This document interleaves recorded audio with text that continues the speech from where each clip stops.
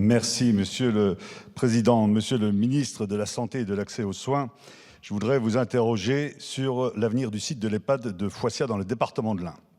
Suite à l'avis négatif rendu par la commission de sécurité, ce site, d'une capacité de 35 places et qui fait partie de l'EHPAD de Morvel-Foissiat, se trouve confronté à la nécessité de réaliser des travaux de mise en conformité et de sécurité incendie.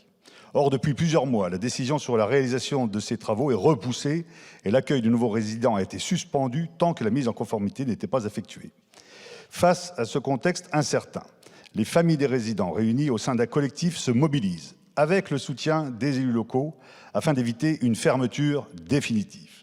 Alors que ce site est toujours en capacité de répondre à la demande d'hébergement pour personnes âgées dépendantes dans le territoire de la Bresse, il importe que le gouvernement prenne clairement position sur les 3 points suivants. Premièrement, est-il ouvert au maintien du site de Foissiat où la décision de sa fermeture définitive a-t-elle déjà été prise? Deuxièmement, quelles conditions et quels critères doivent être remplis pour que ce site soit maintenu?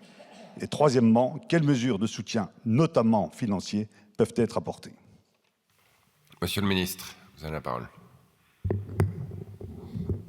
Merci Monsieur le Président. Monsieur le député breton, donc cette question ne m'est pas adressée. Je vous lis la réponse de Madame Vautrin et de Madame Parmentier-Lecocq. Votre question arrive après de longs mois de travail au niveau de l'EHPAD public de Montrevel en Bresse-Foissiat, après un avis défavorable de la commission de sécurité qui date de décembre 2022. Une réflexion a été menée sur cet EHPAD avec les élus du territoire, maires, conseillers départementaux et parlementaires. Les conclusions sur le site font que ce bâtiment n'est plus aux conditions requises pour garantir la sécurité des résidents, ni celles pour assurer la qualité de soins et d'accueil hôtelier.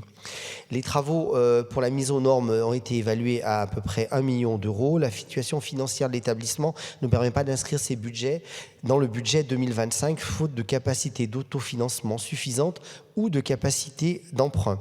Pour des raisons de sécurité, aucun résident n'a été admis depuis avril 2024. Le bâtiment sera vide d'occupants en février 2025. L'ensemble des résidents et des familles ont été accompagnés par la direction de l'établissement pour trouver une solution individuelle de relogement. Le département de l'Ain travaille à la reconversion du site en résidence autonomie de 30 places. Une attention particulière est portée sur l'avenir du site. Une reconversion en résidence autonomie où MARPA est à l'étude. Un travail conjoint est en cours entre le département de l'Ain et l'Agence régionale de santé sur la recomposition de l'offre destinée aux personnes âgées sur le territoire. Voilà les éléments que j'ai à ma disposition et que je peux vous donner ce matin. Monsieur le Président Breton. Monsieur le ministre, je voudrais revenir sur 2 points qui expliquent sans doute l'incompréhension sur ce dossier. Premièrement, quand vous lisez « les conditions ne sont plus garanties pour assurer la qualité des soins et l'accueil hôtelier », ce n'est pas ce que pensent les premiers concernés, c'est-à-dire les résidents et leurs familles. J'invite d'ailleurs à Madame la ministre Vautrin ou Madame la ministre Parmentier-Lecocq à venir elle-même sur place pour constater effectivement l'état des locaux, pour montrer qu'ils restent fonctionnels. Deuxièmement, contrairement à ce qui vous a été indiqué, Monsieur le ministre, il existe des possibilités budgétaires. Une augmentation raisonnable du prix de journée et l'apport de subventions, là aussi raisonnable, permettrait la réalisation de ces travaux. Alors, Monsieur le ministre, merci de poser la question à Madame la ministre Vautrin si elle est prête à travailler sur cette possibilité ou doit-on considérer que la décision de fermeture définitive a d'ores et déjà été prise par l'État unilatéralement? Monsieur le ministre.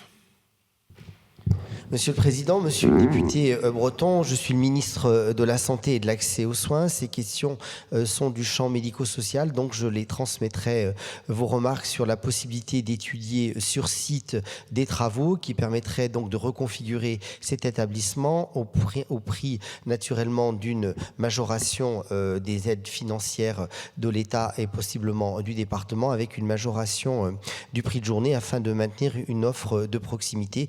Tels sont les éléments que je vais transmettre à Madame Parmentier-Lecocq et à Madame Vautrin.